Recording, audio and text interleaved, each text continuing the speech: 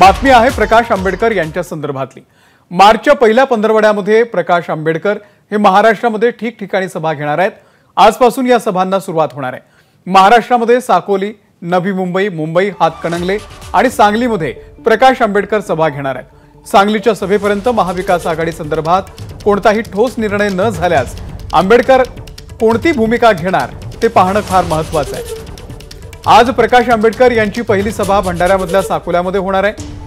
काँग्रेस प्रदेशाध्यक्ष नाना पटोले यांच्या गावामध्ये आंबेडकर सभा घेणार आहेत। महाविकास आघाडी सोबत वंचितची अद्यापही युती झालेली नाहीये, त्यामुळे प्रकाश आंबेडकर एकला चलोरीची भूमिका घेणार का हे पाहणं महत्त्वाचं आहे। आणि याचा आढावा घेतलेला आहे प्रशांत देसाई यांनी। वंचित बहुजन आघाडीचे सर्वेसर्वा ॲडव्होकेट प्रकाश आंबेडकर यांची भंडाऱ्याच्या साकोलीमध्ये आज सायंकाळला सभा होत आहे।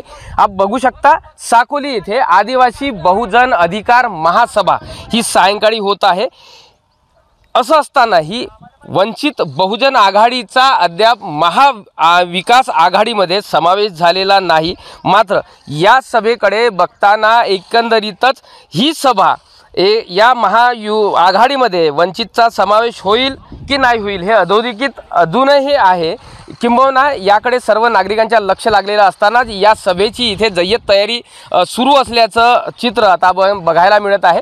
एकंदरीतच भविष्यात महाविकास आघाडीमध्ये वंचितचा समावेश झाला तरी भंडारा जिल्ह्यातील त्यांना कुठली जागा मिळेल हेही संशयास्पद आहे। मात्र बाळासाहेबांची ही जी सभा होत आहे या सभेकडे या सभेच्या माध्यमातून ते महाविकास आघाडीला काही चॅलेंज देतात का, महाविकास आघाडीवर कुठला राजकीय प्रेशर टाकण्याचा प्रयत्न होत आहे का, याकडे ही संपूर्ण लक्ष लागलेले आहे। एकंदरीत सायंकाळच्या सभेमधून बाळासाहेब काय निशाणा साधतात, नाना पटोले काँग्रेसचे प्रदेशाध्यक्ष नाना पटोलेंच्या विधानसभा मतदारसंघात होत असलेल्या या सभेतून बाळासाहेब काय टीकास्त्र सोडतात का, याकडे संपूर्ण जनतेचे लक्ष लागलेले आहे। प्रशांत देसाई, एबीपी माझा, साकोली, भंडारा। एबीपी माझा, उघडा डोळे बघा नीट।